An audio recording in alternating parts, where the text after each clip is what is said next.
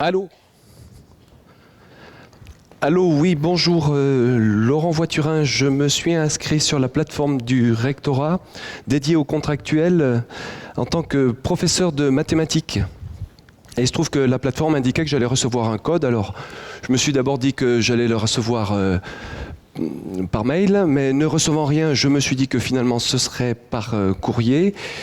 Et voilà, ça fait à peu près une semaine que j'ai essayé de m'inscrire, je n'ai toujours rien su, je me dis qu'il y a dû y avoir un petit problème, alors je vous appelle. Oui.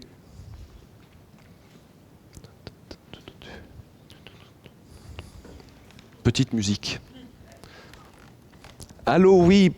Bonjour, Laurent Voiturin. Je me suis inscrit sur la plateforme du rectorat il y a une semaine pour postuler en tant que professeur contractuel en mathématiques. La plateforme indiquait que j'allais recevoir un code que je n'ai pas reçu ni par mail ni par courrier. Je vous appelle, je me dis qu'il y a dû y avoir un petit problème. Oui. Directement sur la plateforme. À quel numéro ? Oui. Oui. Oui. Oui. J'appelle tout de suite. Merci. Au revoir.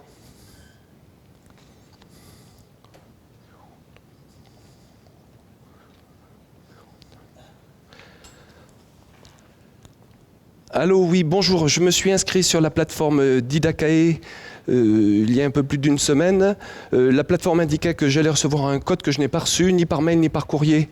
Je viens d'appeler le rectorat qui m'a orienté vers vous pour voir s'il n'y avait pas eu un petit problème.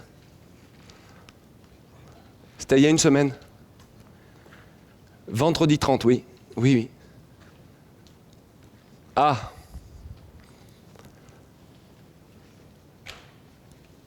Laurent Voiturin.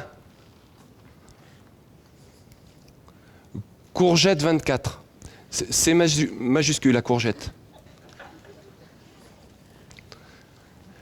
Le 14 mars 1971 à Saint-Étienne, dans la Loire. Pouhau, 56 800, Killy, centre du monde. Centre du monde. Non, je plaisante. Killy suffira. Hein. Faut bien plaisanter un petit peu. Hein. Un peu d'humour ne nuit pas. Oui. Mardi, d'ici mardi. À ce numéro. D'accord. Merci. Au revoir.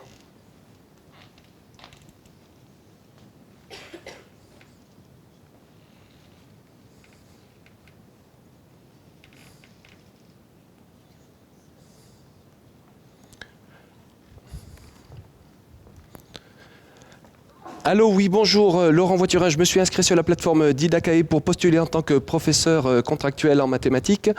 Je viens d'appeler la plateforme qui a eu un petit problème. Il devait me renvoyer un code que je n'ai pas reçu ni par mail ni par courrier. Le problème semble momentanément résolu, mais j'aurais voulu savoir si malgré tout le dossier que je vous avais transmis vous était parvenu. Oui.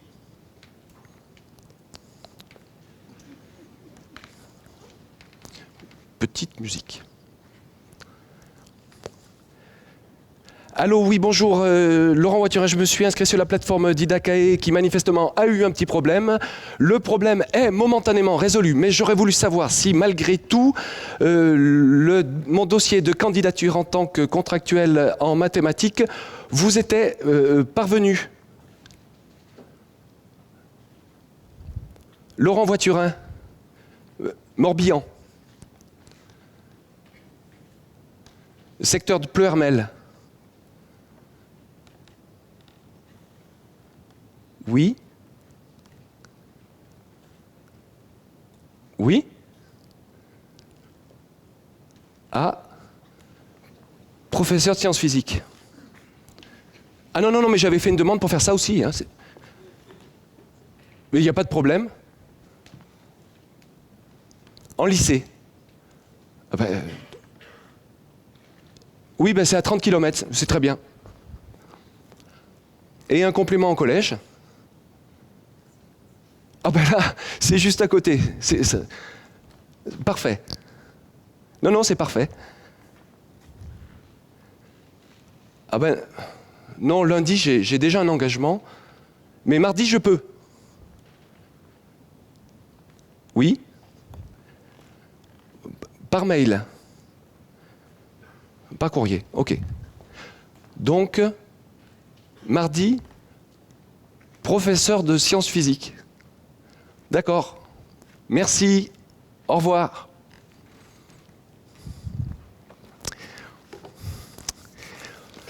Et ben voilà, nous sommes en octobre 2016. Je suis comédien. Ça fait plus de 2 ans que je touche plus les indemnités d'intermittent du spectacle. Alors je le précise tout de suite, intermittent du spectacle, ça n'est pas un métier. Hein, c'est un régime de chômage. Les comédiens, les musiciens, les artistes du spectacle, les techniciens du spectacle, au fur et à mesure de leur parcours, rencontrent des gens qui reconnaissent leur activité comme une activité digne d'être rémunérée. Ça fait l'objet d'un contrat, et ce contrat déclenche des droits, et si vous avez cumulé suffisamment de droits, vous déclenchez les indemnités d'intermittent du spectacle. Et alors après, c'est le panard. Vous avez 245 jours d'indemnité. Vous pouvez partir aux Bahamas, aux Canaries, fumer des joints toute la journée, jouer à la PlayStation.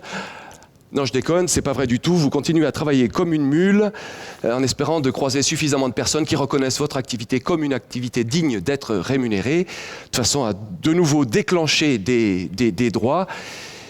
Et pour ma part, ça fait plus de 2 ans que j'ai rien déclenché, donc pourtant je sors de 2 projets qui, ma foi, ont eu un succès tout à fait honorable, pas de retombées, les collectivités territoriales ne paient plus. Une loi vient de passer, la loi sur la liberté de création, l'architecture et le patrimoine, qui permet à des structures professionnelles de prendre sur scène des artistes bénévoles. Jusqu'à alors, lorsqu'un spectacle était organisé dans des conditions professionnelles, le plateau était payé, c'était la règle. Et là, sous couvert d'encadrer les pratiques en amateur, eh bien, on va pouvoir encaisser une billetterie sans payer tout le monde sur le plateau. Donc, c'est une réduction objective du champ d'application de mon métier. Pas beaucoup de perspectives. Je tente ma chance au rectorat et ça marche. Bonjour, je suis votre nouveau professeur de sciences physiques. Mon nom est Laurent Voiturin et je suis ravi de me trouver devant vous. Alors aujourd'hui est un jour un petit peu particulier parce que c'est la première fois que nous nous voyons et pour ainsi dire, je n'ai appris qu'hier que j'allais prendre ces responsabilités. Je vous demanderai donc un petit peu d'indulgence pour ce premier cours de sciences physiques. Vous allez me prendre une feuille, un stylo, vous allez me marquer vos noms, vos prénoms, votre classe. Oui ? Une feuille de papier, oui, c'est ça. Une feuille de papier, une feuille simple ou une demi-feuille, ou une feuille de brouillon. Enfin, cela n'a pas vraiment d'importance. En fait, le tout, c'est de faire un petit peu connaissance. Vous voyez que je situe la classe. Comment ? C'est quoi ton nom ? Marcelin ? Ah ! Très bien, Marcelin. Marcelin, d'accord. Bon, vous allez me marquer vos loisirs. Vous allez me dire ce que c'est pour vous les sciences et plus particulièrement les sciences physiques.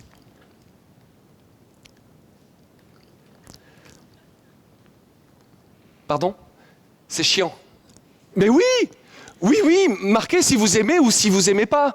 Mais surtout, et aussi pourquoi. Mais ce que je voudrais vraiment que vous me disiez, c'est ce à quoi vous pensez quand on vous dit science.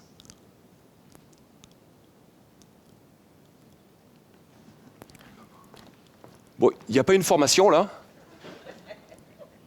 Il n'y a pas de bouquin non plus ? La réforme. La réforme du collège, ah oui. Mais alors, les manuels qu'il y a dans la salle, là, je ne peux pas m'en servir. Ah, ils sont dépassés. Mince.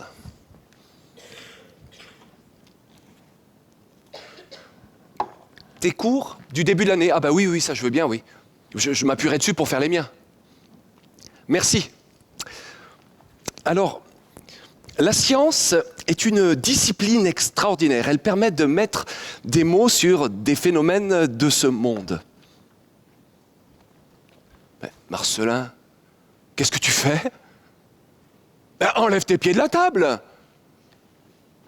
C'est mieux pour dormir? Non mais tu te fiches de moi? Tu te paies ma tête, c'est ça? Enlève tes pieds et mets-toi au travail. Donovan, arrête de parler et ne me coupe pas la parole, s'il vous plaît. Quand un de vos camarades prend la parole, on écoute la question et on écoute la question, la réponse. C'est la moindre des choses. Bien. Aujourd'hui, nous allons étudier l'atmosphère. Parce que moi, j'ai jamais fait ça. J'ai bien une expérience avec des jeunes, mais volontaire. Et en théâtre. Les cours d'Yvan? Ah ben oui, je veux bien, oui. C'est le bon programme, parce qu'au collège... D'accord, merci. Hein? Bienvenue dans l'éducation nationale, d'accord. Je viens dans TTP. Oui, ah ben oui, c'est une bonne idée, ça. Pour les premières, d'accord. Et pour les secondes? Ok. Merci.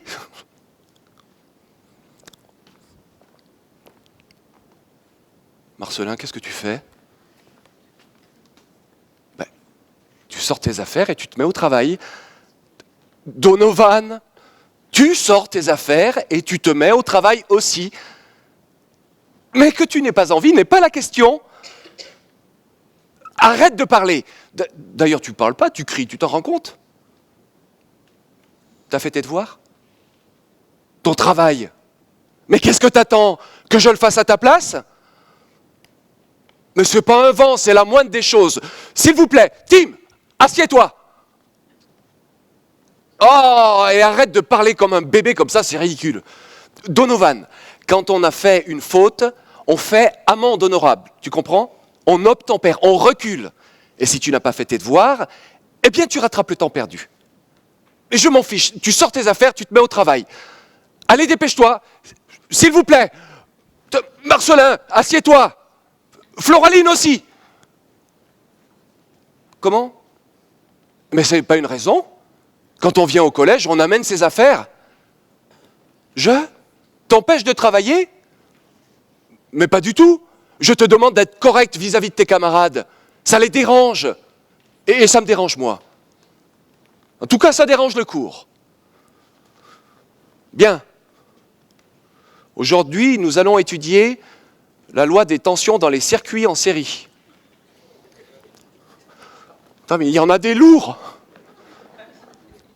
Au bout de 10 minutes, ils ne tiennent plus en place. Tu ne peux rien faire avec eux. Moi, j'ai envie de les envoyer faire un footing autour du collège pour qu'ils se calment. Et ils mettent un de ces bazars. Bah, je sais pas, moi, 2-3 fois le tour. On verra. Ce serait moi le responsable? Bon, il faut quand même pas. Non, mais je vais faire quoi, moi, avec ces mômes? Des rapports d'incident? Ça sert à quoi? Des heures de colle? Bah, bon Dieu. Donovan! Tu te tais! Je ne veux plus t'entendre! Tu fermes ta bouche! Et ne hausse pas le ton! Arrête de parler! Non, mais tu... Comment? Je te parle mal? Mais tu comprends pas ce que je te dis, hein? La dernière fois, en fin d'heure, on a eu une petite discussion, tu te rappelles, hein? Tu t'es engagé. Tu t'es engagé à te taire. Tu t'es engagé à ne plus parler. Et là, qu'est-ce que tu fais? Tu recommences exactement comme d'habitude. Arrête de parler. Donovan, arrête. Donovan, tu fermes ta gueule.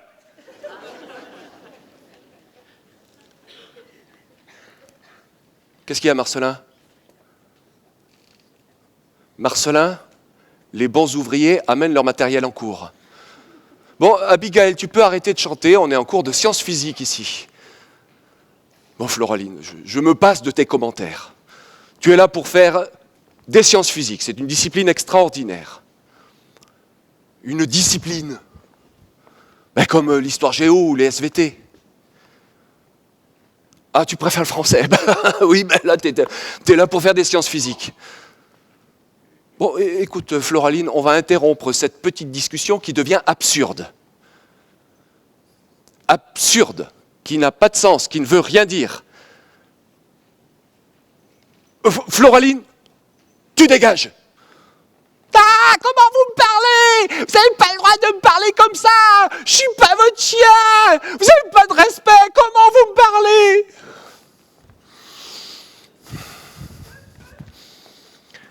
Mesdames et messieurs,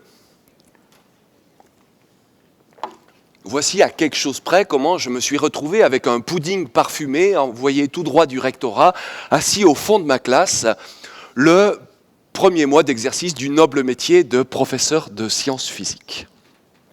J'étais alors loin, mais très loin d'un début de commencement de maîtrise de la situation. Pour ainsi dire, tout pouvait m'échapper à chaque seconde et renseignement pris, je n'aurais pas de formation de sitôt, si ce n'est cette inspection dite de conseil. Elle avait été commandée suite à un rapport envoyé par la principale remplaçante qui sévissait alors dans l'établissement où j'officiais, la brave Madame Lavabo. Celle-ci était en suppléance de Monsieur Abois, tombé malade en ce mois de décembre un peu frisquet. Monsieur Abois était un dingue notoire qui portait très bien son nom. Il ne savait qu'aboyer. Un hystérique, un pitbull. Son sport favori était d'étriller les contrats précaires de son établissement, les AVS, assistantes de vie scolaire. Il en a fait pleurer plus d'une. Les assistants d'éducation, vous auriez vu les poches qu'ils avaient sous les yeux, c'était impressionnant. Les contractuels, la bouche en cœur. Il était toujours flanqué de 2 cerbères qui avaient briefé la pauvre Lavabo. Celle-ci voyait en moi un délinquant entré par effraction dans le monde sacré de l'éducation nationale. Elle m'avait fait signer un rapport mentionnant les mots malvenus que j'avais employés. J'ai eu beau présenter les circonstances périlleuses au cours desquelles j'avais fait usage de ce langage trivial et inadapté, j'ai eu beau griffonner le rapport pour présenter le contexte au cours duquel mes écarts de langage étaient advenus, j'ai eu beau réitérer le fait que depuis mon arrivée, je demandais à suivre une formation, celle-ci, un peu piteuse, n'a pu que me concéder qu'elle ne faisait que son devoir. J'ai appris un petit peu plus tard que des parents s'étaient plaints, ce qui est un peu normal, et quand des parents se plaignent, c'est la panique à tous les étages, de plus en plus le parent, c'est le client, et comme chacun sait, le client, c'est le roi. Bref, j'aurai une inspection de conseil en guise de formation initiale. La première chose que l'endimanché du rectorat m'a dite, c'est qu'une inspection avait été commandée à mon encontre. Pour les conseils, j'avais qu'à bien me tenir. Puis, il m'a repris sur un point apparemment significatif de mon cours. J'avais parlé de la loi d'additivité des tensions dans les circuits en série et j'avais employé le terme de grâce. Grâce à la loi d'additivité des tensions dans les circuits en série.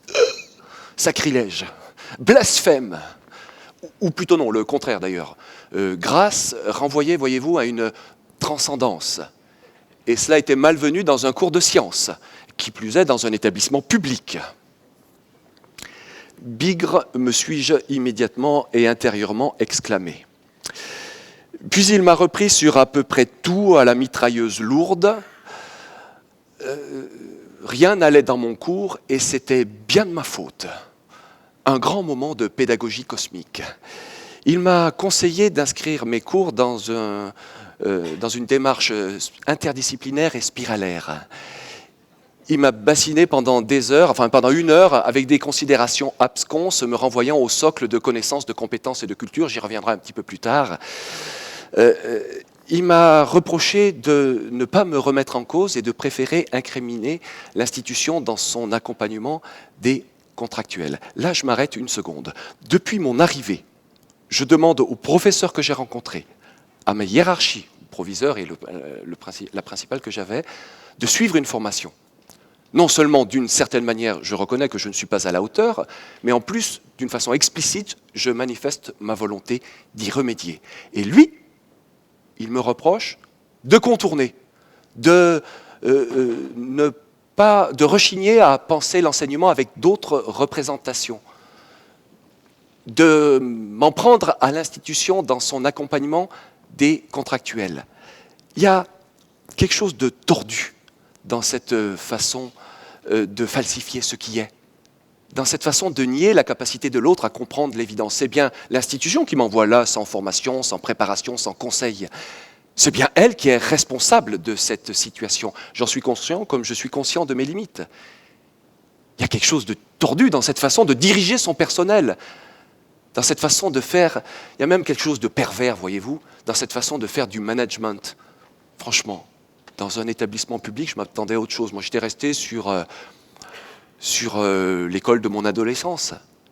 Mais en plus de faire du management à la petite semaine et d'une façon pernicieuse. Il ne faut jamais sous-estimer la malhonnêteté intellectuelle de celles et ceux qui nous dominent. Dans un rapport de la Cour des comptes adressé au Sénat en mars 2018, je peux lire à propos de la formation des contractuels. Les informations recueillies par la Cour semblent indiquer que l'effort de formation des contractuels, qui reste en deçà des obligations réglementaires, ne répond pas aux besoins de ces agents. Aucune règle ne précisait la quantité et la nature de la formation avant la parution du décret du 29 août 2016. Je peux dire qu'en octobre 2016, rien n'avait changé. De ce fait, les remplaçants arrivaient souvent dans les établissements et se trouvaient face aux classes sans préparation, parfois sans maîtriser le programme. Certains n'avaient qu'une connaissance vague de l'organisation de l'institution scolaire et du fonctionnement d'un établissement. Là, ce n'est pas le contractuel dérisoire que je suis qui s'en prend à l'institution, c'est l'institution qui s'en prend à l'institution.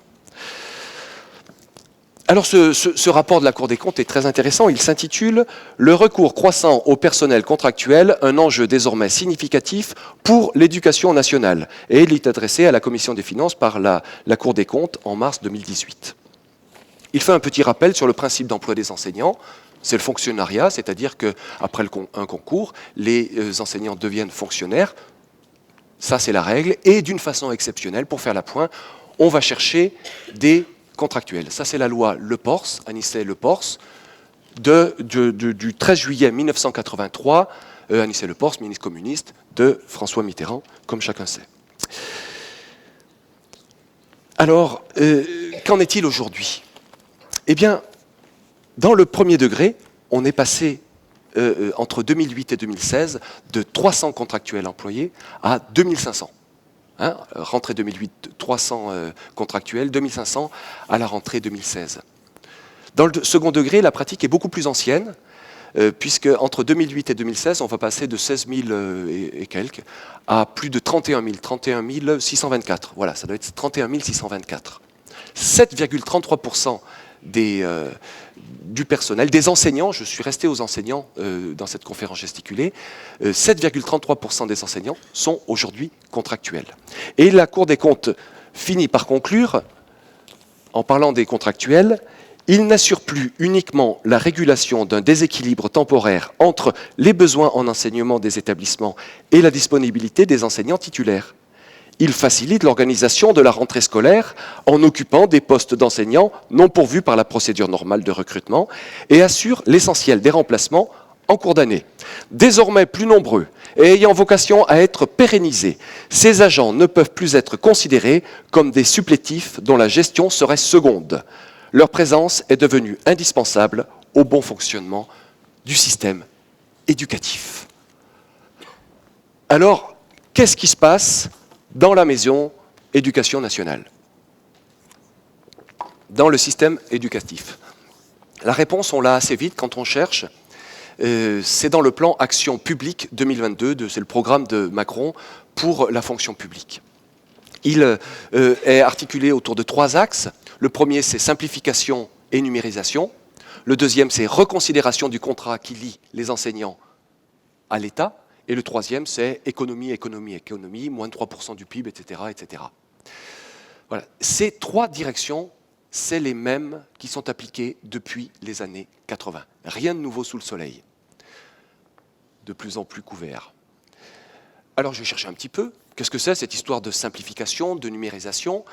évidemment, c'est au service de l'usager. Pas du citoyen, hein. On parle de citoyen quand ça ne sert à rien, hein, généralement. Quand, là, c'est un usager qui va utiliser l'école. Ça aurait été pas mal que ce soit le citoyen, mais non, c'est l'usager. Donc c'est pour l'usager. Pour l'usager, et il s'agit de passer d'une école du contrôle. Aujourd'hui, nous serions dans une école du contrôle. Elle est largement imparfaite, mais bon, elle s'appelle du contrôle dans le compte-rendu. Pour passer d'une école du contrôle à une école de la confiance. La confiance. C'est bon, ça, quand c'est dans un rapport du gouvernement, je ne sais pas, d'un seul coup, j'ai un réflexe suspicieux. Je ne sais pas comment dire. Depuis le temps qu'on nous l'a fait, l'histoire de la confiance. Donc j'ai cherché ce que c'était que cette école de la confiance. Et j'ai trouvé. Hein, c'est en fait l'école de l'évaluation permanente. Évaluation Jean-Mimi, je l'appelle comme ça, hein, c'est mon ministre, Jean-Mimi, Jean-Michel Blanquer, il veut développer une véritable culture de l'évaluation. C'est ces termes. Il est en train de créer une instance d'évaluation là au premier semestre 2019. Donc c'est évaluation des élèves, évaluation des enseignants et évaluation des établissements scolaires qui seront de plus en plus autonomes. Concernant les enseignants, concernant le contrat qui lie les enseignants à l'État, on va passer du fonctionnariat à la pratique du contrat, avec un recrutement qui sera changé, puisque ce sera, à l'issue de la licence, il y aura un examen d'habilitation qui permettra à des gens de postuler vers les établissements scolaires qui seront recrutés par les chefs d'établissement eux-mêmes. Et ces chefs d'établissement, ils deviendront les vrais managers de proximité. C'est le terme employé, manager de proximité. Donc c'est eux qui permettront de rentrer, aux nouveaux enseignants, de rentrer dans la profession et de devenir fonctionnaire, en tout cas de ce qu'il restera de ce statut de fonctionnaire, puisque petit à petit on le grignote, on le dénature. On va passer d'une rémunération à l'échelon à une rémunération au mérite et des carrières sur profil. Évidemment que le chef d'établissement aura un rôle déterminant là-dedans. Hein, actuellement, les enseignants sont payés à l'échelon, c'est-à-dire qu'une fois qu'ils ont passé le concours, il y a des grilles qui sont négociées sur le plan national et qui leur attribuent un salaire. Les enseignants ne sont pas dépendants de leurs supérieurs hiérarchiques dans les établissements du point de vue de leurs revenus. Ils sont dépendants d'eux pour l'organisation des classes, des emplois du temps, etc. Des heures supplémentaires, évidemment que ce n'est pas simplement l'échelon qui donne la rémunération, mais n'empêche qu'il y a cette rémunération à l'échelon qui prime. Là, ce sera le chef d'établissement qui va de plus en plus avoir son mot à dire sur cette rémunération. Et puis c'est la fin du paritarisme qui est prévu, puisque actuellement les syndicats siègent dans des commissions consultatives, hein, c'est l'État qui tranche, mais ces commissions consultatives sont obligatoires pour certaines, facultatives pour d'autres, et sont abordées là les questions de titularisation, de formation, changement de corps d'État, enfin tout un tas de processus de fonctionnement du système éducatif, de l'éducation nationale, et les syndicats rapportent la parole des enseignants. Alors c'est un petit peu curieux parce qu'à une période où on déplore l'absence des corps intermédiaires, les syndicats sont devenus des corps intermédiaires en ce moment. Vous avez vu ? Je veux dire, avant c'était des partenaires sociaux, avant c'était que des syndicats et puis c'était tranquille. Donc là c'est devenu des corps intermédiaires. À cette période-là, finalement, là, on a des syndicats qui sont assez représentatifs. Il y a plus de 20% de la profession qui est syndiquée, donc c'est beaucoup par rapport au reste de la population. Eh bien, on veut les supprimer. On ne veut les voir siéger dans les commissions administratives paritaires, par exemple, que pour les fautes professionnelles. Hein, quand les commissions administratives paritaires se constituent en commissions disciplinaires. Voilà. Donc le rôle des syndicats, c'est d'être des avocats commis d'office. Voilà. Et puis, autonomie des établissements. Autonomie des établissements, de plus en plus, je vous disais que le chef d'établissement va devenir un manager de proximité et on va lui donner tout un... Donc là, je vais faire un petit rappel historique. En 1959, c'est la loi Berthoin qui va créer les CEG, collège d'enseignement général, la scolarité va passer de 14 ans à 16 ans, la scolarité obligatoire va passer de 14 ans à 16 ans, et à ce moment-là, on va avoir un développement des collèges d'enseignement généraux, qui vont arriver jusqu'à 16 ans, donc, je veux dire jusqu'à la fin de la troisième, et ce sera sanctionné par le BEPC. Il n'y en a pas de valeur sur le marché du travail, mais bon, voilà, c'était des études plus longues qui étaient prévues à ce moment-là. 1962, c'est la loi Fouchet qui va faire les CES, donc c'est la partie collège plus la partie lycée. Et tout ça va fusionner en 1975 avec la loi Abi, qui va faire ce qu'on appelle le collège unique. Et on est sur ce modèle du collège unique depuis 1975. En 1985, avec Chevènement, ces établissements vont s'appeler des établissements publics locaux d'enseignement. Voilà. Et donc ces établissements vont devenir de plus en plus autonomes, on va leur donner des outils de management, donc il y a le contrat d'objectifs qui est discuté entre enseignants, administration et parents d'élèves, le contrat d'établissement qui met en œuvre, donc le contrat d'objectif c'est des mesures opérationnelles sur 3 ans, le projet d'établissement c'est aussi sur 3 ans et ça met en œuvre des 2 ou 3 grandes directions académiques, et puis il y a la lettre de mission qui sera à la discrétion du chef d'établissement qui deviendra véritablement le nouveau cadre de l'éducation nationale, courroie de transmission directe du ministère. Les inspecteurs seront plus ou moins rattachés aux établissements scolaires. Alors cette gestion des ressources humaines, elle a une histoire. Elle est arrivée en France dans les années 70 dans le secteur privé. Jusqu'alors, on avait des directions du personnel qui dirigeaient des populations. Je veux dire, il s'agissait de répondre aux exigences de l'État sur le plan administratif et les directions du personnel étaient chargées de ça. Là, on va passer à la gestion des ressources humaines, c'est-à-dire qu'on va manager chaque personne pour qu'il travaille plus, pour qu'il soit plus performant, etc., etc. Et cette chouette idée va passer dans le secteur public dans les années 80. Alors, je vais faire le petit jeu des devinettes. Qui nous a amené ça en tant que Premier ministre sur le tapis dans la fonction publique ? Je vous donne des indices peut-être pour commencer. C'est le chantre de l'autogestion, quand même. La crotte de nez existentielle de Pierre Mendès France, peut-être. Le grand gourou du PSU, Michel Rocard, bien sûr. Alors, on ne l'applaudit pas, c'est pas la peine. Je veux dire, alors c'était par une circulaire en 1989. Puis en 95, pas loin, et en le marquant à la culotte, on va dire, notre éternel futur président de la République de Bordeaux, Alain Juppé, balai dans le cul, je veux dire, de toute façon, voilà. Une circulaire aussi, on n'a rien vu, je veux dire, on n'a absolument rien vu pendant cette période-là. Et puis après, il y a notre sacrifié éternel, notre regret de la gauche pour toujours, notre parpaillot béatifié, Lionel Jospin, par une circulaire aussi en 98. Bon, voilà, c'est aussi l'occasion de faire un petit retour sur tous les ministres de l'Éducation nationale qui ont sévi tout au long de ces années.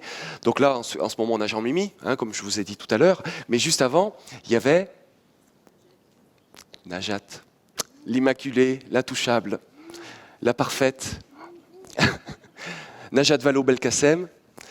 Alors elle a vraiment fait le job, je veux dire, elle a enfumé tout le monde en faisant moins, elle a dit qu'elle faisait plus.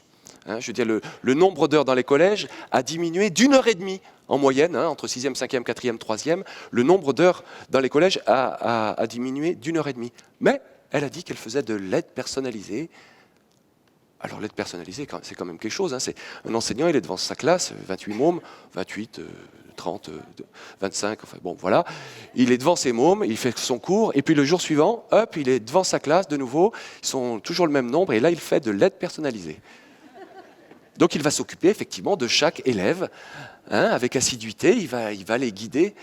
C'est donc une grosse foutaise, parce qu'en plus c'est pris sur leur nombre d'heures annuelles, donc pour faire les mêmes programmes, évidemment que tout cela va poser des problèmes. Ils vont faire aussi des projets interdisciplinaires, pas une heure de plus à louer, je veux dire, aux profs de se débrouiller avec ça, je veux dire, ça va être formidable. Donc là aussi, Najat. Bon, c'est elle qui a mis en œuvre la réforme du collège, écrite par Payon. Elle a quand même fait passer l'enseignant de transmetteur de connaissances à passeur de compétences. Après la confiance, la compétence. La compétence, ça Ça sent le rance, hein. Je veux dire, donc on va revenir aussi sur la compétence, évidemment. Voilà, donc avant Najat, il y avait le Speedy González des ministres de l'Éducation nationale. 147 jours, il est passé avec le destin extraordinaire qu'on lui connaît derrière. Benoît Hamon, et oui, donc circuler, il n'y a rien à voir. Il a fait passer les plats. Et avant lui, il y avait Vincent Payon. Alors avec Payon, les profs se sont dit, on va être payés. Non, pas du tout. Je veux dire, le point d'indice est gelé depuis 2010. Avec l'inflation, ça fait juste un petit 14% dans les dents. Je veux dire, de perte de pouvoir d'achat. Salut les profs. Tenez, on va bientôt vous jeter des pièces. Donc voilà. Donc, et avant Payon, c'était un mitrailleur. Je veux dire, c'était Luc. Ah, Luc Ferry qui veut taper dans le tas, je veux dire quand même. Je veux dire, c'est bon, Bayrou aussi. Il a été ministre de l'Éducation nationale aussi. Je veux dire, avant, il y avait François Fillon. François Fillon, on lui a dit, il est arrivé. Alors François, t'es ministre de l'Éducation nationale. Ouais, je suis ministre de l'Éducation nationale. Bon, qu'est-ce que tu vas faire? Je sais pas. Il y a le socle de connaissances, de compétences et de culture à faire. Ouais, d'accord. Allez, hop. Et lui, il a fait avancer le machin. Il a poussé. Je veux dire, cette chose-là existe depuis longtemps. Elle a été remodelée après par Payon pour la réforme des collèges. Mais lui a fait vraiment avancer ce truc. Et puis, il y a eu des insipides de Luc Châtel, des abrutis de Xavier Darcos, qui disaient quand même que les professeurs des écoles qui étaient en maternelle étaient là pour faire des langes. Un petit peu de boue, tu vois, sur la profession, ça fait toujours du bien. Des vieux beaux de Gilles de Robien, avec son caniche nain, Jean-Mimi. Maintenant, c'est un caniche géant, mais avant, c'était un caniche nain. Je veux dire, c'est lui qui a amené, c'est lui qui a eu l'idée d'amener sur la table la question de la pédagogie, la méthode globale. Les enseignants, ils utilisent la méthode globale, plus personne ne peut fonctionner avec cela, ça fait des dégâts, personne ne sait lire au bout du compte. Sauf que les enseignants, ils avaient bien vu dans leur classe que ça ne marchait pas, la méthode globale. C'était effectivement un délire de pédago, mais les mômes, ils lisent ou ils lisent pas, et ça, ils s'en aperçoivent tout de suite, les enseignants. Du coup, de tous les professeurs des écoles du premier degré que j'ai pu interroger, tous font un mélange des deux entre méthode syllabique et méthode globale. Et finalement, le fait de ramener ça sur la table, c'est un faux débat qui nous a été donné en pâture, justement pour déstabiliser la profession. Il s'agit de la déstabiliser parce qu'elle a un statut, parce qu'elle pourrait avoir du poids. Donc ça, c'était le but de cette manœuvre. Puis avant Robien, il y a eu Jack. Jack, il était devant son public. Jack, on l'envoie quand il y a le feu.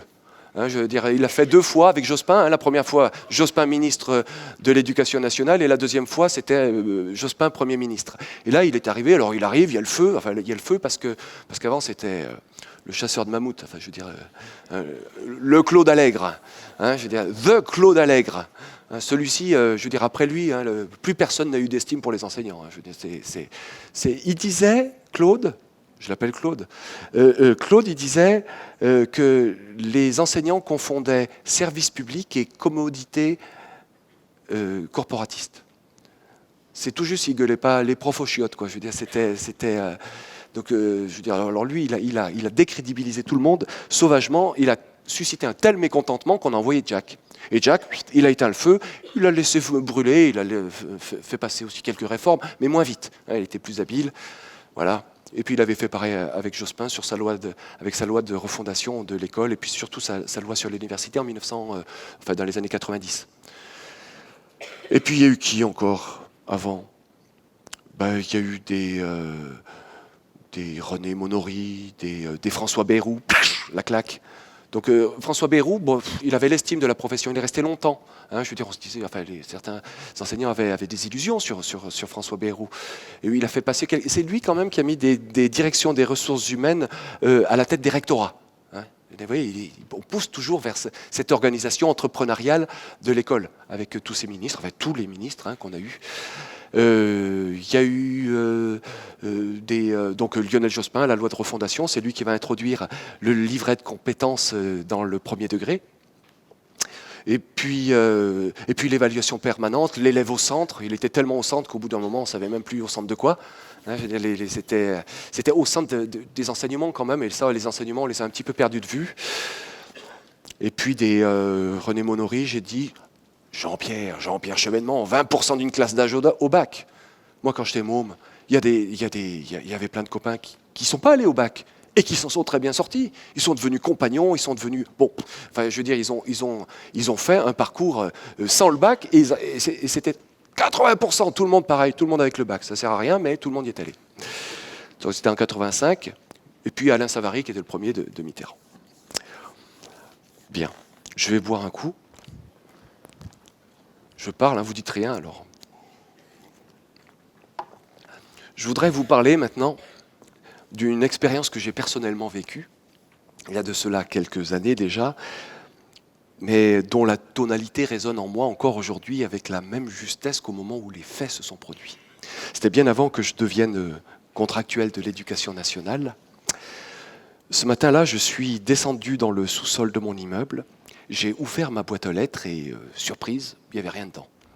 Normalement, je trouvais toujours au moins un prospectus publicitaire, voire même du courrier personnel. C'était presque devenu une habitude. J'ouvrais la boîte et puis d'un geste machinal, crac, je retirais le courrier accumulé depuis la veille. J'avais une boîte aux lettres féconde en ce temps-là, une vraie pondeuse de nouvelles. Et c'était à chaque fois pour moi un réel plaisir de la soulager de sa production quotidienne. Or, ce matin-là, rien. Je me suis heurté à la peinture marron du fond froid, rien. Absolument rien. Que se passait-il? C'est curieux, parce que je fus beaucoup plus touché qu'il ne peut paraître. Parce qu'a priori, une boîte aux lettres reste une boîte aux lettres. Plus qu'une déception, j'étais étrangement marqué. Quelque chose que j'aurais interprété comme un refus. Vous voyez? Et les secondes qui ont suivi, le temps est resté comme suspendu. Il me suffit d'ailleurs d'en reparler pour être de nouveau traversé par la singularité de ces instants. Néanmoins, lorsque je me suis arraché à cette contemplation de ce qui m'apparaissait comme le néant, j'étais loin de me douter de la suite des événements. Je suis remonté jusque chez moi d'un pas nonchalant, omettant de compter le nombre d'étages que je gravissais. Et naturellement, puisque je vous en parle, je me suis présenté à une porte qui n'était pas la mienne. Elle n'était pas fermée à clé. Je suis donc rentré sans prendre garde. Dans ce genre d'immeuble, tous les appartements sont identiques. Seule la décoration est laissée à la fantaisie de l'habitant. J'ai donc traversé le salon avec entrain et c'est seulement lorsque j'ai voulu franchir le seuil de ma chambre que j'ai remarqué un meuble dans le couloir, meuble dont je ne connaissais ni la forme ni la couleur. Je me suis retourné et j'ai compris ma méprise. D'un pas pressé, je suis revenu vers la porte d'entrée, confus de mon étourderie. Je me suis trouvé nez à nez avec une jeune femme, parfaitement nue, manifestement très surprise de me voir là, puisqu'elle s'est mise à crier lorsque nous nous sommes croisés. J'ai pensé qu'il était inutile d'expliquer la situation, d'autant plus que la pauvre innocente n'était pas vraiment en mesure de parlementer.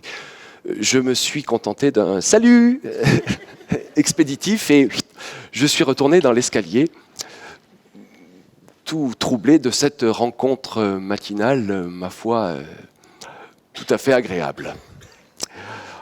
Hélas, 2 fois hélas, devrais-je dire, ma porte était fermée à double tour. Ma compagne venait de sortir pour rendre visite à une de ses copines ou pour faire quelques cours. Je ne sais plus très bien, mais le temps que je m'absente, elle avait filé, m'oubliant dans l'escalier. Je cherchais mes clés, ne les trouvais pas. Sans aucun doute, les avais-je oubliées sur la boîte à lettres. Et je suis redescendu et effectivement, elle pendait là, assoupie. D'un geste machinal, j'ai de nouveau vérifié le contenu de la boîte et, moins surpris de ne rien y trouver, cette fois, je l'ai refermée illico. Et là, d'une façon inexplicable, je ne suis pas remonté chez moi, mais je suis sorti dans la rue. du moins je le suppose, parce que je me suis retrouvé en train de marcher sur le trottoir. Il n'était pas loin de midi lorsque j'ai pris conscience de mon escapade. 2 heures durant, j'avais arpenté les ruelles de ma ville, bien paisible en ce dimanche d'automne. Je m'étais d'ailleurs remis de mon échec ou de ma déception de la matinée, réalisant que ce jour-là de la semaine, il n'y avait jamais de courrier d'habitude. Et si j'avais un petit peu de mal à interpréter ma stupeur inconsidérée, je m'étais malgré tout fait une raison. Il y a des jours comme ça. D'ailleurs, l'air était bon et le soleil offrait une belle journée, révélant pour mon plus grand plaisir le feuillage flamboyant des arbres qui ornaient les faubourgs de ma cité. Je prolongeais ces instants à l'extérieur au point de poursuivre ma balade tout l'après-midi. J'appréciais ces moments de solitude comme rarement. Plus tard, après avoir rêvassé de longues heures sur un banc public, je me suis dirigé vers mon rendez-vous hebdomadaire au bar du Calvaire avec les copains. Alors, quand on parle des copains, on aborde le thème de la fraternité. Vous savez, ce troisième concept de notre devise nationale, un petit peu oublié. Et en écrivant cette conférence gesticulée, je me suis demandé s'il y avait une réforme dans notre histoire qui aurait été travaillée par ce souci de fraternité. Et évidemment, quand on cherche dans ce sens, on retombe toujours sur la même période d'après-guerre. Le 8 novembre 1944, René Capitan, ministre de l'Éducation nationale du gouvernement provisoire de la France, mandate Paul Langevin pour réunir une commission chargée d'écrire un programme pour l'éducation à la libération. Et Paul Langevin va réunir 21 personnes et ces 21 personnes vont écrire le plan Langevin-Vallon. Paul Langevin va mourir en décembre 1946. Il sera remplacé par Henri Vallon en février 1947 et le plan Langevin-Vallon paraîtra en juin 1947. Simplement, juin 1947, c'est trop tard. La majorité a changé, la SFIO s'est alliée, comme elle l'a souvent fait dans son histoire, avec le centre. Elle n'est plus alliée aux communistes depuis le mois de mai 1947. Le plan ne sera jamais voté. Les communistes vont l'amener un petit peu plus tard, tel quel, devant l'Assemblée, mais il ne sera pas voté. Pourtant, ce plan fait référence aujourd'hui, encore pour tous les gens qui font des réformes sur l'éducation nationale, même la réforme de la loi de la confiance, de l'école de la confiance. Certaines personnes se réclament du plan Langevin-Vallon. Alors quel est-il ce plan Langevin-Vallon ? Il s'agissait d'établir une scolarité obligatoire, il s'agissait d'établir une école unique avec un professeur unique. C'est ça qu'il faut dire en premier, c'est que jusqu'à maintenant, les bourgeois allaient dans des écoles pour bourgeois et le peuple allait dans des écoles pour peuple avec une scolarité obligatoire jusqu'à 14 ans. Là, il s'agit d'établir une scolarité obligatoire de 7 ans à 18 ans pour tous les Français, avec le même genre de professeur, c'est-à-dire avec la même formation. Cette scolarité obligatoire de 7 ans à 18 ans était organisée en 3 cycles. Un cycle élémentaire de 7 ans à 11-12 ans, ça correspond à l'école élémentaire d'aujourd'hui. Un cycle d'orientation de 11-12 ans jusqu'à 15-16 ans, c'est un cycle le cycle qui correspond au collège d'aujourd'hui, et 15-16 ans jusqu'à 17-18 ans pour le cycle de détermination qui correspond au lycée d'aujourd'hui. Avec 3 filières dans le cycle de détermination, une filière manuelle, une filière technique et une filière théorique qui, elle seule, conduisait au bac et puis, après le bac, aux études universitaires. Avec comme ambition, pour chaque élève, de considérer chaque trajectoire, donc chacune des filières, à égale dignité. Donc le cycle d'orientation était un cycle pour non seulement détecter les aptitudes naturelles. Alors le terme d'aptitude naturelle, c'est le terme employé par le plan Langevin-Wallon, est équivoque parce qu'on verra avec Pierre Bourdieu dans les années 60 que les aptitudes naturelles procèdent du milieu social dans lequel on évolue. Je veux dire, les déterminismes sociaux sont très importants et nos aptitudes naturelles sont celles de notre milieu social. N'empêche que l'idée, c'était malgré tout de considérer tout le monde à égale dignité. Et non seulement de les détecter, mais aussi de les développer, avec tout un système qu'on aurait pu organiser dans l'éducation nationale pour les développer. Donc quand on dit dans le cycle de détermination une filière manuelle, une filière technique et une filière théorique, on peut s'y arrêter quelques secondes, je ne sais pas. J'en profite ici à Ploërmel, parce qu'on aurait pu faire, je ne sais pas, une filière de poète ferrailleur, je sais pas, ou une filière de boulanger astrologue, une filière de pizzaiolo ravagé. Je dis ça parce qu'ils sont là, les copains. Mais moi, je viens d'un village qui s'appelle Saint-Just-Saint-Rambert, à côté de Saint-Étienne. Et côté Saint-Just, c'est au bord de la Loire, côté Saint-Just, il y avait une verrerie main, où on faisait du verre à vitrail. Les plus beaux verres qui existent, des verres bullés, craquelés, émaillés, plaqués, rayés, 4000 couleurs, plus de 4000 couleurs dans les années 80, quand mon père était souffleur de verre, il y avait plus de 4000 couleurs qui étaient produites là. Et pour fabriquer ces verres-là, il faut un savoir technique très complexe, très compliqué à acquérir pour agencer les différents composants du verre. Il y a des temps de chauffe, il y a des températures, il y a des oxydations qui interviennent à d'autres moments. C'est un savoir technique pointu. Et puis, pour façonner ce verre, chaque verre a une consistance différente. Les cueilleurs, alors, il y a les cueilleurs et les souffleurs. Les cueilleurs vont chercher le verre dans un grand pot, et pour façonner une boule de verre, et bien là aussi, il faut savoir, il y a des techniques qui étaient détenues par les ouvriers, évidemment, pour souffler le verre aussi, le souffler à la bouche. Et ce verre, il est utilisé dans les vitraux du monde entier. Et par exemple, quand Marc Chagall fait la cathédrale de Reims ou la synagogue de Jérusalem, il utilise du verre de Saint-Just. On voit qu'il y a une connexion directe entre une production manuelle, une production technique et une production artistique au rayonnement international. Je vous laisse méditer ça.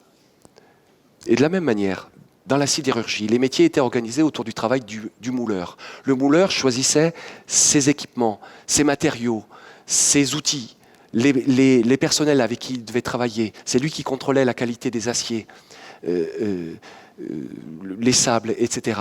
Toute la production était organisée autour du travail du mouleur.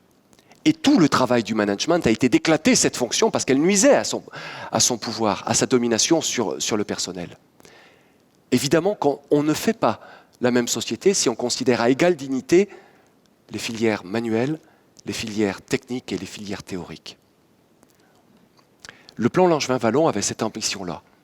Le plan Langevin-Wallon avait l'ambition de faire de l'école un îlot démocratique en considérant que la culture générale était ce qui unissait une nation.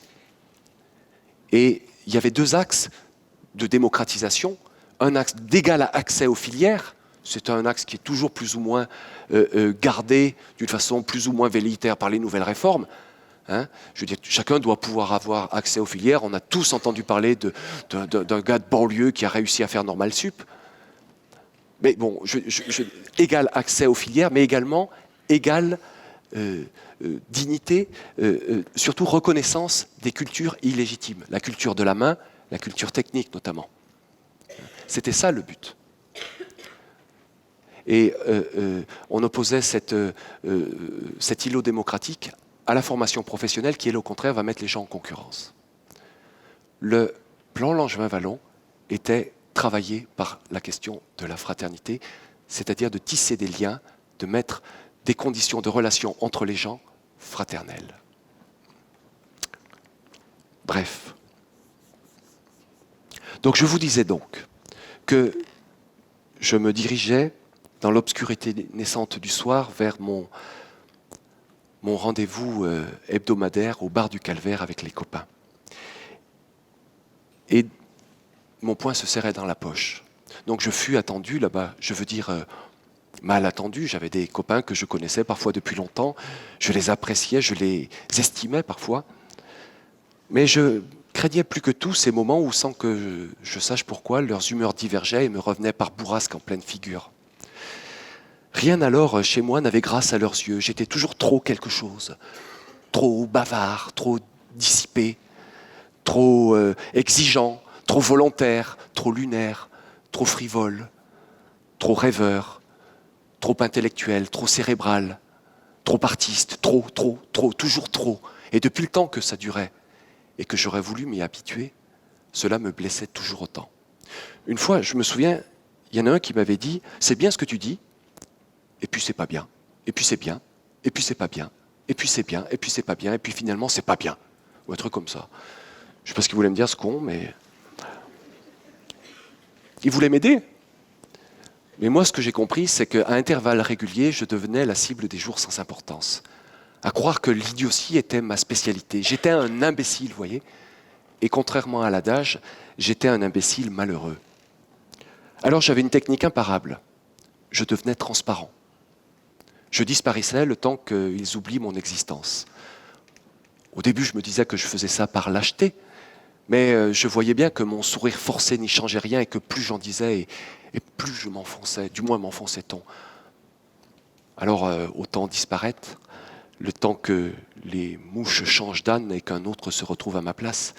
Et si je n'ai jamais trouvé la force de m'y opposer, je n'ai jamais joint la meute vociférante qui le fustigeait alors. Tout ça pour dire que la fraternité n'est pas une évidence, mais une construction sociale. Le plan Langevin-Wallon, travaillé par cette question de la fraternité, est un texte qui fait office de texte liturgique pour l'éducation nationale. Et l'éducation nationale adore ça, les textes liturgiques. Le socle commun de connaissances, de compétences et de culture est aussi un texte liturgique. C'est une référence. Lors de ma 3e inspection, j'en ai eu 4, je veux dire, lors de ma 3e inspection, mon inspecteur m'a demandé de faire l'exégèse de ce texte. Alors je lui ai demandé de répéter, comment, quoi, vous qui m'aviez dit le premier jour que j'employais le terme de grâce parce que ça renvoyait à une transcendance, vous vous rendez compte, vous me demandez de faire l'exégèse de ce texte, l'analyse historique, contextualisée, presque mystique d'un texte comme s'il allait en jaillir quelque chose de magique. Oui, faites l'exégèse du socle de connaissances, de compétences et de culture. Bon, j'y suis allé, alors j'ai regardé le socle de connaissances, de compétences et de culture, et puis je l'ai lu.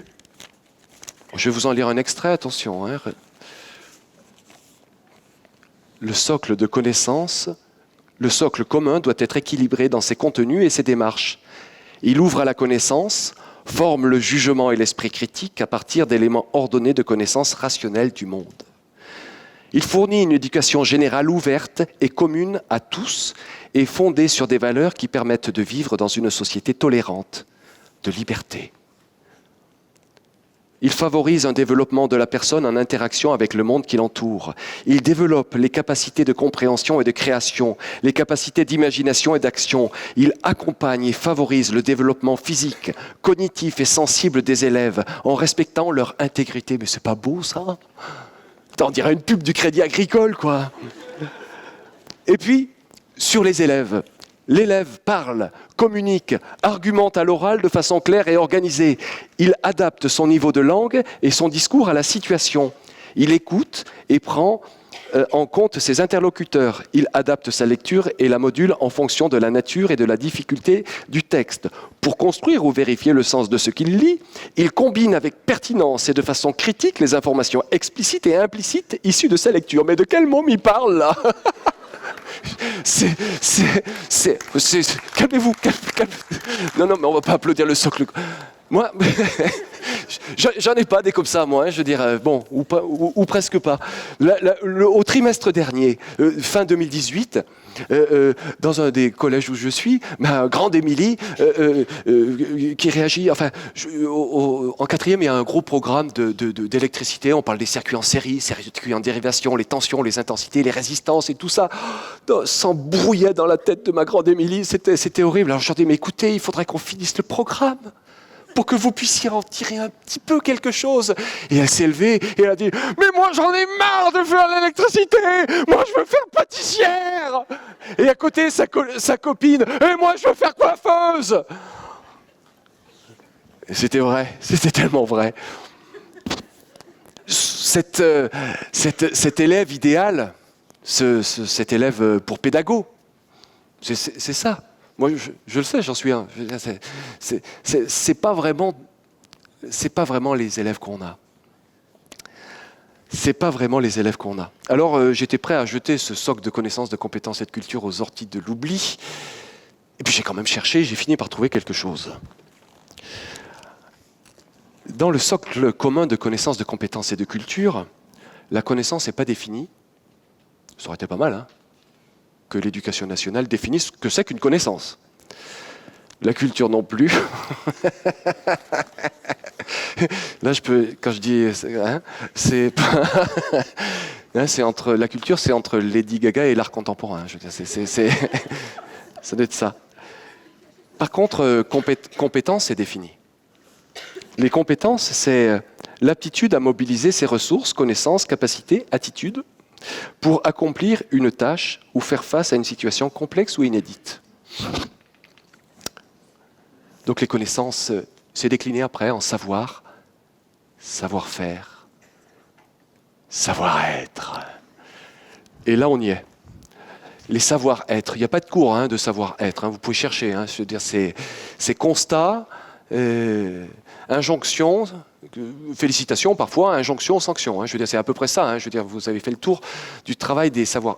Je veux dire, chaque enseignant, hein, je veux dire, prend garde à ça pour que chaque élève puisse avancer le plus et qu'il soit le plus à même d'apprendre ce qu'on essaie de leur transmettre. Mais des cours de savoir-être, ça n'existe pas. Alors d'où ça vient cette histoire des savoir-être ? Eh bien, ça vient de l'entreprise marchande, capitaliste. Ça vient de l'entreprise marchande. C'est les mêmes termes, exactement les mêmes termes. Alors on va faire un petit rappel. Vous voyez, dans les années du plan Langevin-Wallon, les années 50, 60, longtemps, le management dans les entreprises était un management à la qualification. La qualification, c'est la capacité à produire de la valeur. C'est là que va se produire la valeur ajoutée. Et ce qui est qualifié, c'est le poste de travail. Le poste de travail est qualifié et la personne qui vient sur le poste de travail va récupérer une fiche de poste, va bénéficier du droit du travail, des conventions collectives. C'est comme ça que le patronat a organisé la production de la valeur, par un management de la qualification. Et on est passé du management de la qualification à un management de la compétence. Et la compétence, ça n'est plus le poste qui est qualifié, c'est la personne. C'est un attribut de la personne. Là, c'est plus la négociation collective. Je veux dire, les conventions collectives, le droit du travail, c'est une négociation entre patron et salarié. Là, c'est plus la négociation collective qui prévaut, c'est la science. Ça vient de la psychologie américaine qui cherche à détecter les paramètres qui permettent de rendre les choses plus compétitives. Il s'agit d'être compétitif, performant, efficace. Emmanuel Macron veut faire de la France une puissance éducative. Jean-Michel Blanquer considère que les neurosciences sont les techniques de pédagogie les plus efficaces. Jean-Michel Blanquer a créé le Conseil national de l'éducation, le Conseil scientifique de l'éducation nationale en janvier 2018 pour faire des préconisations opérationnelles dans les classes. Et évidemment que dans ces conditions-là, le numérique va avoir toute son importance. La gestion des ressources humaines a développé une ergonomie cognitive. Les sciences cognitives, les neurosciences, la technologie de l'ordinateur vont être intimement connectées. quand on parle d'ergonomie cognitive, ergonomie, on comprend.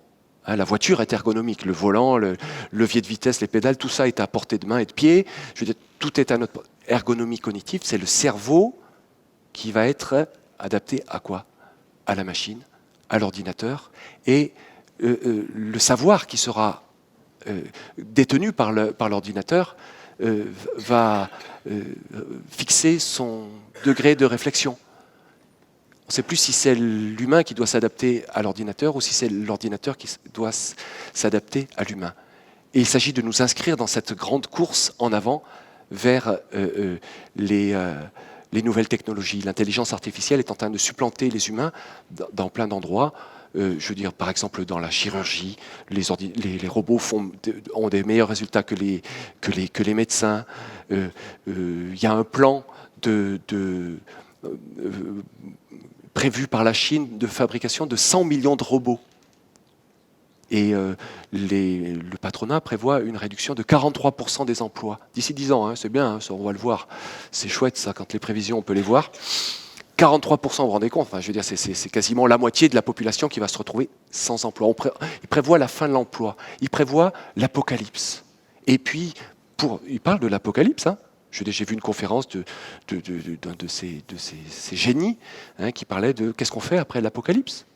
Bien sûr, qu'est-ce qu'on fait après l'apocalypse? Et s'en sortiront ceux qui seront les plus performants, les plus efficaces, avec un développement des nouvelles technologies qui permettra de mettre des circuits intégrés directement dans le cerveau des humains et qui permettra aux humains de devenir des sortes de démiurges, en tout cas à certains, les maîtres du monde. Le fantasme des maîtres du monde. Mark Zuckerberg, Elon Musk, donc développe ça. Et c'est ça qui est au programme de l'éducation nationale en ce moment. Il ne s'agit plus de faire du management de la qualification au poste de travail, il s'agit de faire un management des consciences. Salut. Non, Voilà ce qui est au programme.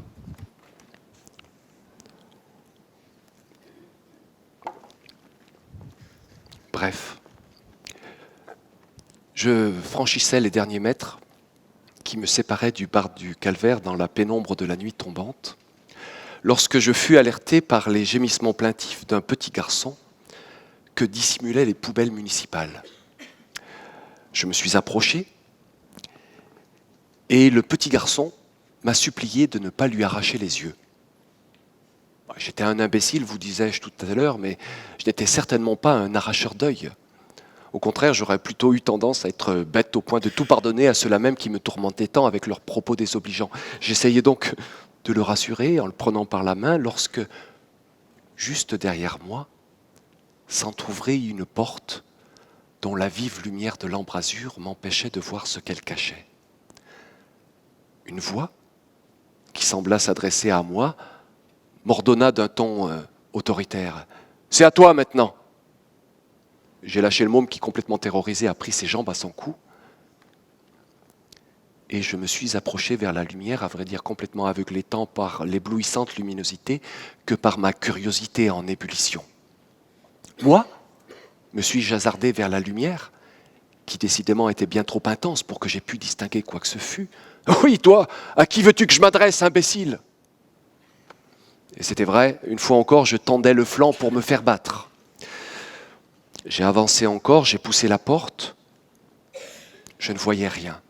J'avais beau plisser les yeux, j'avais beau me les protéger avec les mains, rien n'y faisait. J'ai agrippé le loquet, j'ai fait un pas en avant et je me suis retrouvé sur un chantier, une pioche à mes pieds. Un homme, apparemment un collègue, me montrait un trou qu'il fallait creuser. Visiblement, mon compagnon venait d'en dégager une bonne partie, vu le tas de gravats à côté de lui et vu la sueur qui ruisselait en abondance sur son front. Une seconde, j'ai hésité. Une seconde, je me suis demandé ce qui se passait. Et puis, j'ai lâché le loquet. J'ai pris ma pioche à bras le corps. Je suis descendu dans le trou et je me suis mis à creuser. De toutes mes forces. J'abattais les 10 kilos de mon outil sur de la terre en décomposition assez avancée. C'était parfois même une sorte d'argile collante et grise que je rencontrais au fur et à mesure des coups que j'infligeais au sol. De toute mon âme, j'attaquais cette muraille horizontale, allant jusqu'à ressentir chacun des muscles de mon organisme adhérer à ma décision. J'aurais moi-même voulu la comprendre. J'aurais moi-même voulu savoir pourquoi à ce moment-là tout avait été si clair. Comment j'avais concentré mon existence pendant une seconde pour la projeter là, au fond de ce cratère d'obus ou de je ne sais quoi, parmi des gens que je connaissais sans les connaître, pour fuir ma vie. Je veux dire, celle qui se trouvait de l'autre côté de la porte. Peut-être. Mais cela n'était pas définitif. Un jour ou l'autre, je reprendrais le chemin de chez moi. Le téléphone, l'adresse était gravée dans mon crâne pour l'éternité. Alors pourquoi ? Pourquoi ces hommes qui se cachaient, qui se baissaient pour courir de leur trou vers d'autres trous au fond de chacun desquels un misérable pourfendait la glaise à en perdre la mémoire ? Parce que tout à l'heure, ça avait été clair, tout à l'heure, j'avais su, et à présent, je doutais. Je n'osais y repenser de peur de me heurter à une illusion, de peur de m'être moi-même enchanté une seconde pendant laquelle j'aurais cru à ma vie. J'avais un goût amer dans la bouche et tout cela me paraissait subitement bien dérisoire. Dérisoire. Mais oui, mais bien sûr. Tout cela était dérisoire. Tout cela n'avait aucun sens. Aucun sens de creuser, creuser, creuser et creuser. Parce que de murmurer dans la peur et de circuler d'un trou vers un autre trou, c'était vide. Ça ne correspondait à rien, ça n'avait aucun sens. Et moi, finalement, plus je creusais et plus je m'enfonçais. Et là, de toutes mes forces, j'ai planté ma pioche en riant, heureux. Et sûr de moi, je suis sorti de ma tranchée en courant et en criant « Ça n'a aucun sens !» J'ai escaladé le talus et lorsque je suis parvenu au sommet, j'ai vu surgir des trous voisins des femmes et des hommes qui gueulaient « Ça n'a aucun sens !»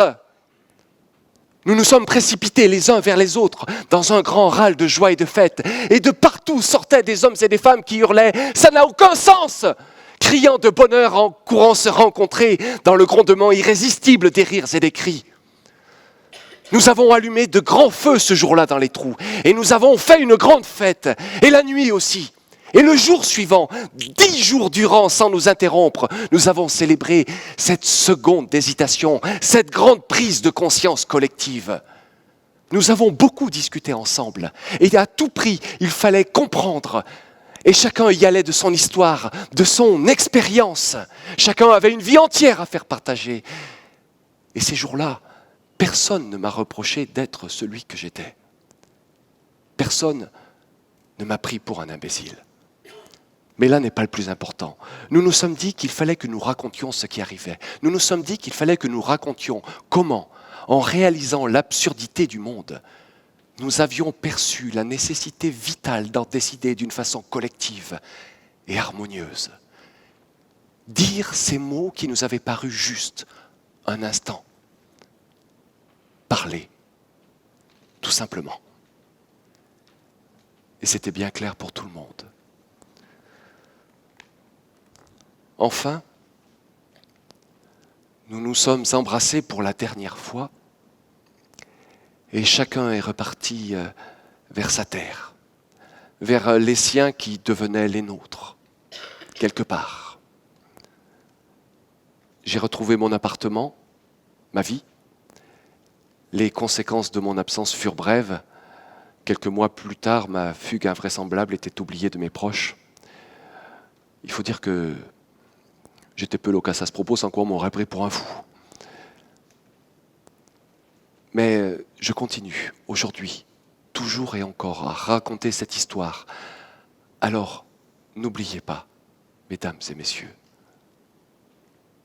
ça n'a aucun sens. Et allez de l'avant, ensemble.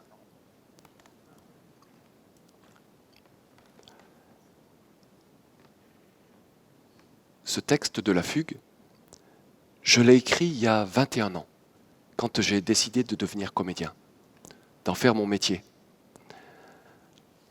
Je suis un comédien qui a une expérience de contractuel dans l'éducation nationale en tant que professeur de sciences physiques. J'aime les sciences physiques. C'est une discipline extraordinaire. Elle permet de mettre des mots sur les phénomènes de ce monde. Pas davantage. En toute modestie. Les découvertes de la science, ces inventions de notre intelligence et de notre imagination, ne procèdent que de sa propre logique. De la même manière, l'éducation ne peut pas avancer à la seule lumière de la connaissance scientifique, telle que le clame Jean-Michel Blanquer. Il appartient à toutes et à tous d'en décider.